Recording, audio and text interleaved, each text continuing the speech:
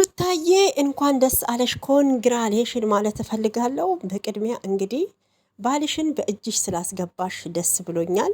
በሁለተኛ 300 ኬ ገብታለች ማለት ነው እና 300 ሺህ ሰብስክራይብ ስላገኘች እጥፍ ደስታ ነው፣ ድርብ ነው ማለት ነው።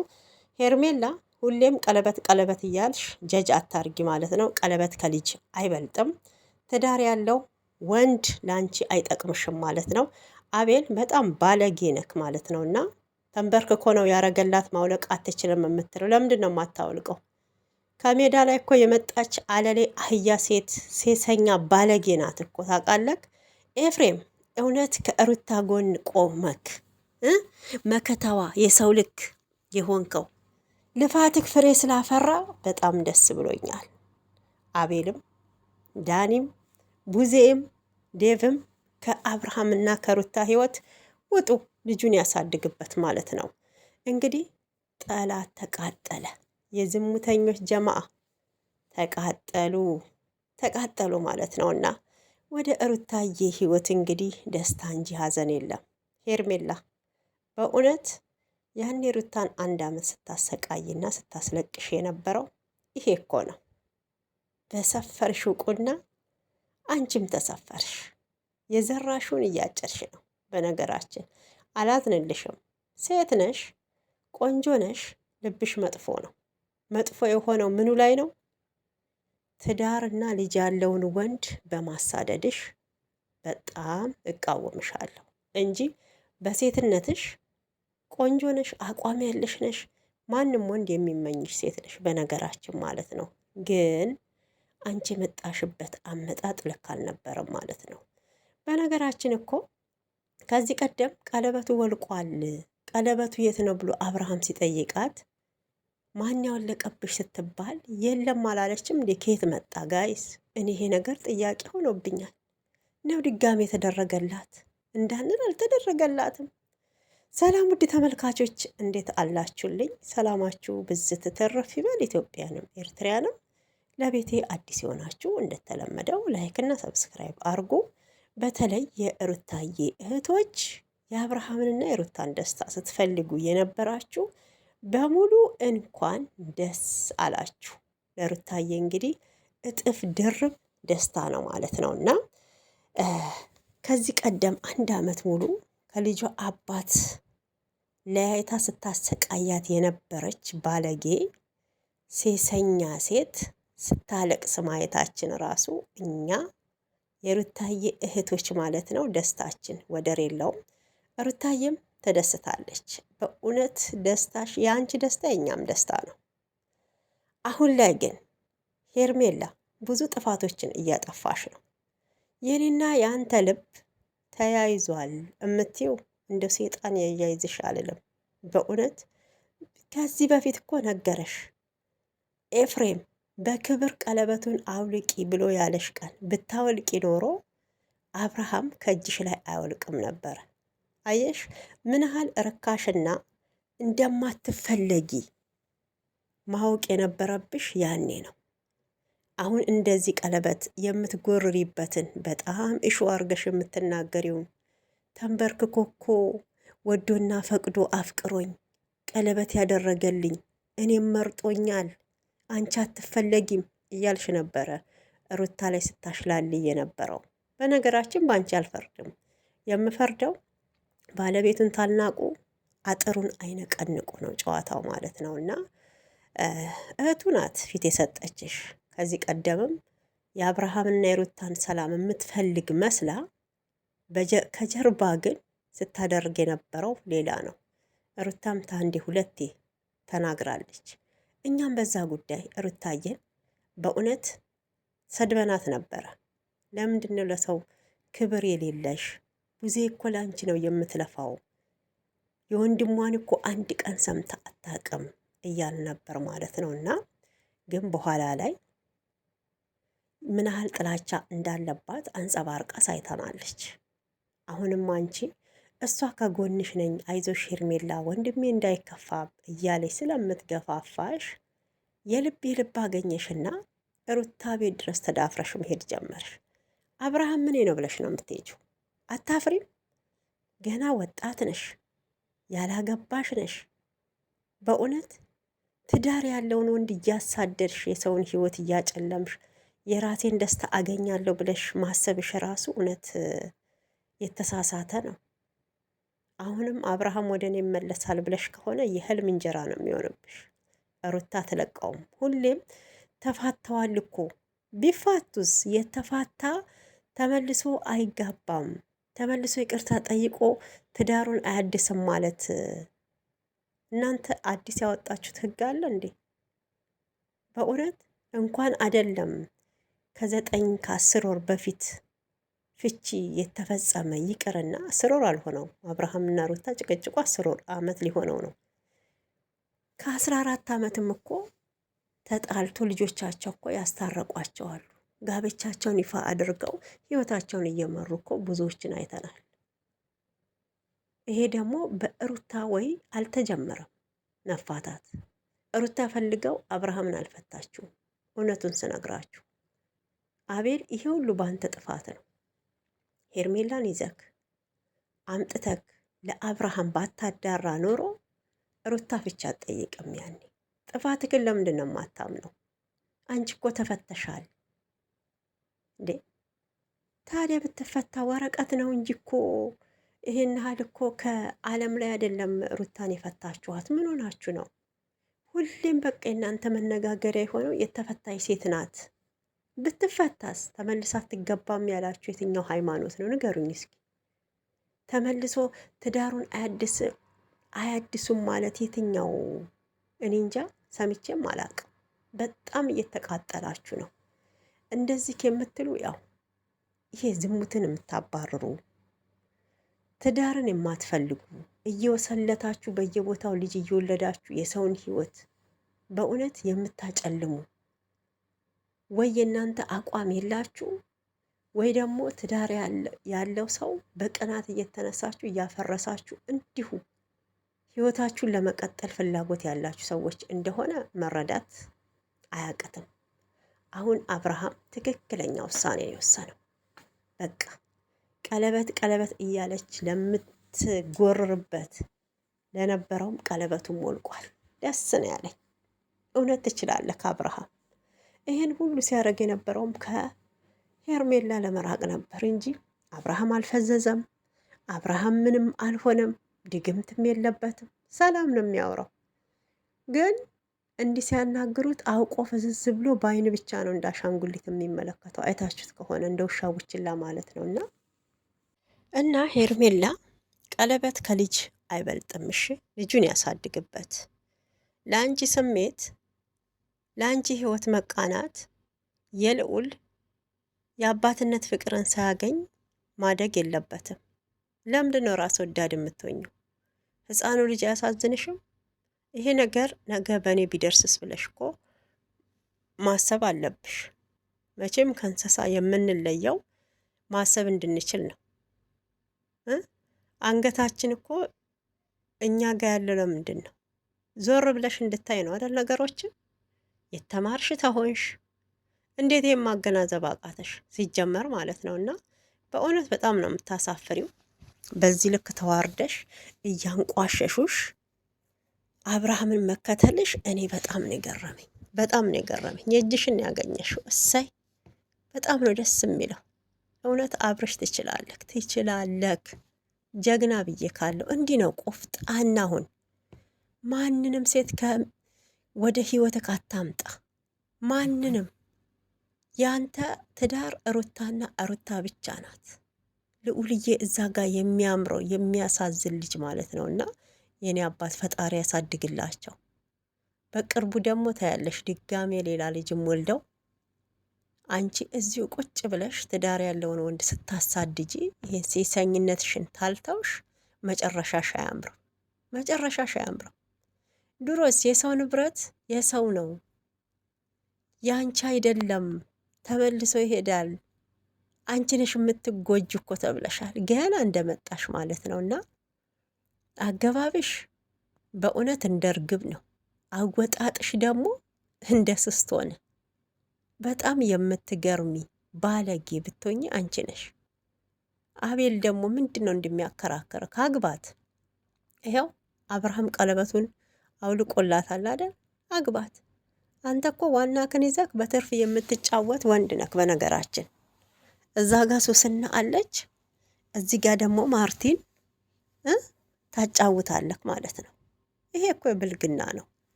አንደኛ ዝሙትን እያስፋፋችሁ ነው፣ እኔ ሁሌ ደጋግሜ የምለው። ሁለተኛ ሀገርን የሚያጠፋ ነው እንጂ ምንም አስተማሪ ነገር የለውም። አሁን ላይ ግን አብርሃም ወደ ትዳሬ ተመልሻለሁ እያለክ ከራሱ ጋር አይደለም ሄርሜላ የምትላት ከማን ጋር ነው ታዲያ? አብርሃም ከራስ ጋር ያለው እኮ አንተ ነህ። ሄርሜላን ይዛ ስመጣ አብርሃም ከሩታ ጋር ተፋቷል? አልተፋቱም እኮ ልዑልን እንኳን አልወለደችም። ያኔ ሁለት ነፍሶና አንዴ እቤቷ እየሄዳችሁ አንዴ ለበዓል እዛ ተሰብስባችሁ እየተሳሳቃችሁ ሩታ እንኳን በሌለችበት ትንሽ ይሰማታል። ሁለት ነፍስ ናት። በንዴት የሆነ ነገር እንኳን ብትሆንስ ብላችሁ እኮ ለእሷ አንድ ነገር አልተጨነቃችሁ። እናንተማ ቢልላችሁ እንደ ሀሳባችሁ ሩታ ያኔ ሁለት ነፍስ እንደሆነች ጸጥ ብትል እናንተ ምናችሁም አይደለም። ለምን ቀድማችሁ ለአብርሃም አዘጋጅታችኋላ? ቢያንስ ሩታ የሆነ ነገር ብትሆን ሄርሜላ በሰላም እንደምትኖር ስለምታውቁት ይሄን ሁሉ ድርጊት ስታረጉ። ግን ፈጣሪ እንደ ሰው አይደለም፣ የልባችሁን ነው የሚያየው።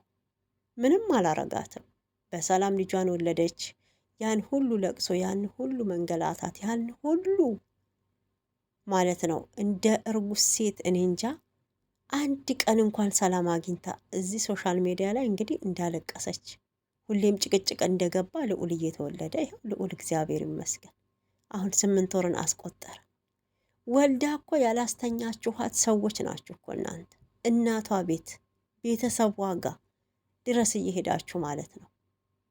በእውነት ሄርሜላም እየተከተለች አብርሃምን እንደ ውሻ ልክ ያኔ ከአብርሃም ጎን ሆና እንደ እህት እንደሚያጽናና ሆናች ገባች። ከዛም በኋላ በቃ ለአንተ ጥሩ ስሜት እየተሰማኝ አይደለም፣ አፈቅር ካለው ወድ ካለው። አብርሃም እኮ ተንበርክኮ ቀለበት አላረግልሽም፣ አንቺ ተንበርክከሽ ቀለበት አርግልኝ ብለሽ አስገድደሽው ነው። በዚህ ጉዳይ ላይ ትናንት ቪዲዮ ሰርቻለሁ። በነገራችን አስገድደሽው ነው እንጂ ፈልጎሽ አይደለም። አንቺ ነሽ የሆነ ነገር ያረግሽበት አብርሃም ላይ ሲጀመረው። በቃ አሁን ተዩ፣ ከህይወታቸው ውጪ። ምንድን ነው የሚያጃጅልሽ? በእድሜሽ፣ በሴትነትሽ፣ በውበትሽ ይሄ ዛሬ የተመካሽበት እንደሚያበራው ገላሽ እውነቴን ነው በደቂቃ ውስጥ ወደ ከሰል ወደ አመድነት ይቀየራል። በዚህ በእንትንሽ ልትመኪ አይገባም። ስጋ ደግሞ አፈር ነው፣ ይረግፋል በደቂቃ ውስጥ ማለት ነውና ቢያንስ ህሊና ካለሽ የሰውን ህይወት ተይና የራስሽን ህይወት ጀምሪ። ወደ ፈጣሪሽ ተመለሽ። ተንበርክከሽ የኔን አዳም ስጠኝ፣ እኔ ያልኩት አልሆነም አንተ ያልከው ይሁን በዩ። እንዴ ፈጣሪ እኮ የማያየው ነገር የለም። የልብሽን ማሸት ይሰጥሻል፣ አለቀ። እዚህ ጋር ግን የሰውን ህይወት እያስለቀሽ አንቺ ደስተኛ ሆነሽ ለመኖር ነበር ሀሳብሽ፣ አልተሳካልሽም። እንኳንም ተዋረድሽ፣ እንኳንም ተዋረድሽ ሄርሜላ። እውነት ከዚህ በላይ ውርደት ይገባሽ ነበር። እንኳንም ተዋረድሽ፣ እንኳንም የሩታን ህመም አየሽው፣ እንኳንም የሩታዬን ህመም ቀመሽው። ያኔ እንዲህ ነበር ስታስለቅሷት የነበረው ሄርሜላ። ሩታ እንዲህ ነበር አንቺ ከአብርሃም ጋር ተለጣጥፈሽ እቤቷ ጭኑ ላይ እየተቀመጥሽ። እስኪ እንዴት ስሜቱን ህመሙን ታመሚው፣ እስኪ ታመሚው። ማንም የራሱ ነገር ሲነካበት አይወድም፣ ልንገርሽ፣ ማንም ማለት ነው። በመሀላቸው አዎ ጭቅጭቅና ግጭት ነበረ። ተጋጩ ማለት ይጠላላሉ ማለት አይደለም። አንድ ባልና ሚስት ይጠላታል፣ ትጠላዋለች አይደለም። ትዳር ደግሞ ይታመማል፣ የሆነ ያለ መግባባት ይኖራል። እንኳን ከሁለት ህብረተሰብ የመጣ ወንድና ሴት ተውና እኛ ከራሳችን ሀሳብ ጋር እኮ እንጣላለን ከአይምሯችን ጋር። በቀን ስንቴ ነው እያሰብን እያለም በእውነት እንትን ከራሳችን ጋር የምንጋጨው ማለት ነው። እና ብርቅሽ ነው እንደ አንቺ ቀለበት ቀለበት እያልሽ እኮ በቃ ለመጀመሪያ እኮ በዓለም ላይ ቀለበት የተደረገላት ሴት ነው ራስሽን ያስመሰልሽው። በጣም ነበረ እጮኛው ነኝ፣ እሷ እኮ ተፈታለች። እሰይ ሩታዬ፣ እውነት አንቺ እኮ ጀግና እኮ ነሽ። በእውነት ጀግና ነሽ፣ የእኛ ነብር ማለት ነው። ነብሯ የሚዲያው መሪ አትበገር። እንኳንም ልኳን አሳየሻት፣ እንኳንም እውነት። ኤፋዬ ደግሞ የሰው ልክ ነክ፣ ለአንተ ቃላት የለንም። ሩታ ከጎኗ ሆነክ በእውነት ስታለቅስ አልቅሰክ፣ ስትደሰት ተደስተክ፣ ስትስቅ ስቀክ፣ ሁሉን ነገር ችለክ፣ ሲሰድቡክ ሲዘቀዝቁክ የወንድሙ ገዳይ ነው ስትባል ኤፍሬም ይታገት ሲሉክ ብዙ ነገር ሆነካል ማለት ነው። እና ያላንተ ምንም አይደለም። እንደ ሌሎቹ ከዳተኛ ሳትሆን ፈጣሪ የሚወደውን ስራና ስራ ብቻ ነበረ ስትሰራ መልካም ነገር የነበረው። በእውነት አንተ ለሰው ህይወት የሰውን ሀዘን ወደ ደስታ ስለቀየርክ እንደው ለአንተ ከፍ ያለ እንጀራ ይወጣልክ። እውነቴን ነው የምላችሁ። ይሄ ነገር ይውላችሁ ድራማም ይሁን ምንም ይሁን ኤፍሬም ሲሰራ የነበረው መልካምነት ነው፣ ጥሩ ነገርን ነው። ስለዚህ ጥሩ የሰራ ደግሞ ሊመሰገን ይገባል፣ ሊሰደብ አይገባም። አዎ ሊሰደብ አይገባም። መልካም ነገር ነው ያደረገው። ከቤተሰቡ ከእህቱ ከወንድሙ ጋር እየተጋፈጠ እዛ ጋር ያለውን ግርግር በጣም ተመልክተናል። እንኳን ለሰሚው እንኳን ለሚያየው እኔ እንጃ ለሰሚው ግራ የሚል ነበረ እዛ ጋር እየተፈጠረ ያለው። እህት ወንድሟ ከልጁ እናት ጋር እንዲሆን አትፈልግም። አንደኛ እኔ ነኝ የመረጥኩልሽ፣ የመረጥኩለት ሄርሜላን፣ ምርጫዬ ትክክል ነበረ። ሳላውቅ እዛ ጋር ብዙ ነገር ወንድሜን ጎድቼዋለሁ። አሁን ግን ከጎኑ ነው የምቆመው። ምርጫዬ ልክ ነው። ስለዚህ የአብርሃም ህይወት የሚሆነው ከሄርሜላ ጋር ነው ብላ ነው እንግዲህ ግግም ያዙ ልቀቆኝ የምትለው ማለት ነው። እና አሁንም አብርሃም ደህና አይደለም የምትሉት፣ አብርሃም ምን ሆነ? ያወራል፣ ይሄዳል፣ ምን ሆነ? ልጁን በስነ ስርዓት ነው የሚያቅፈው፣ ይናገራል። በቃ ከሄርሜላ ለመራቅ ያደረገው ህሊናው እየወቀሰው ነበረ። ስለዚህ አብርሃም ከህሊናው ጋር ወቀሳ ተያይዟል። ያ እየጸጸተው ነው። ሴት ልጅ ስለሆነች ክፉ ሊናገራት አልፈለገም። ነገሮችን በጸጥታ እያለፈ ነው ያለው፣ በዝምታ ማለት ነው። እና ለምንድን ነው የማይገባችሁ? ዝም ያለ ሁሉ አብዷል ማለት ነው። ታዲያ እዛ ጋር 3 እብዶች ሄርሜላ፣ ቡዜ፣ ዴቭ፣ ዳኒ አስቡት።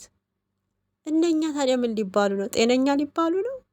አብሶ እህትየዋ ጤነኛ ነች በሉ። በዓለም ላይ የመጀመሪያዋ እብድ ብትሆን እሷ ናት እንጂ አብርሃም አላበደም፣ ምንም አልሆነም። በግድ ታላበድክ ነው ጨርቅህን ጥለክ ታሌክ። ይሄ ሁሉ የሚያንገበግባችሁ ለምን ወደ ሩታ ተመለሰ ነው። ወደ ሩታ ተመለሰ፣ ጤነኛ ነው። አብርሃም አሞታል። ከሄርሜላ ጋር ተሆነ ግን አብርሃም አላመመውም። በጣም ጤናው የተጠበቀለት ነው። 100%። ዶክተሮች አይደላችሁ እናንተ፣ ፈጣሪ እኮ ናችሁ። ለራሳችሁ ሳታውቁ አብርሃምን ታሟል ትላላችሁ። ኧረ አብርሽ ይመችክ፣ ትችላለህ፣ እውነት ትችላለህ። ሚስትክን እንዲህ ነበር ያሰቃየችው፣ አየህ አይደል? አንተም ሄርሜላን በዚህ ልክ ስላሰቃየካት በጣም ነው የተደሰትኩት፣ በጣም ነው የተደሰትኩት። ለምን እናትም ስለሆን ህመሙ ይገባኛል። እናት ስትሆኑ ምን ያህል ለልጃችሁ መስዋዕት እንደምትከፍሉ ስትወልዱ ታዩታላችሁ። አሁን ግን ሊገባችሁ አይችልም። ገብቷችኋል? እናት ስትሆኑ ብቻ ነው፣ እዛ ቦታ ላይ ስትሆኑ ብቻ ነው። እናት ለልጇ ጎሽ ለልጇ ስትል ተወጋች እንደሚባለው ለልጃችሁ ስትሉ ምንም ታረጋላችሁ። ለምን? ነፍሱን ያወቀ ልጅ አይደለም። ራሱን የቻለ ልጅ አይደለም፣ ገና ሕፃን ልጅ ነው። ለአንቺ ስሜት ደስታ ተብሎ አብርሃም ከልጁ ተለይቶ ከትዳሩ ተለይቶ ልጁ ያለ አባት ፍቅር የሚያድግበት ለምንድን ነው?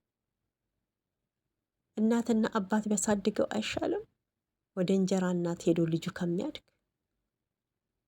ገብቶሻል? ዛሬ አንቺ አብርሃምን ወደድኩት ብትይ ልዑል አንቺን ላይወድሽ ይችላል። መልካም ነገር አይደለም እየሰራሽ ያለሽው። አባትንና እናትን እየለያየሽ ነው። አንቺ አሁን ልዑል አድጎ ይሄን ነገር ሲመለከት ለአንቺ መልካም ነገር የሚያስብ ይመስልሻል ነው? ወይንስ ከዛች ከጨቅጫቃ እናቴ ገላገልሹ ብሎ የሚያመሰግንሽ መሰለሽ? ነገም እኮ የአንቺ ልጅ ይሄንን ነው የሚያደርገው። ለምን ዛሬ በሰው ህይወት ገብተሽ ግፍ እየሰራሽ ነበረ። እንግዲህ ውዶችዬ ዛሬያችን ቪዲዮ ይህን ይመስላል። እንኳን ደስ አላችሁ በድጋሚ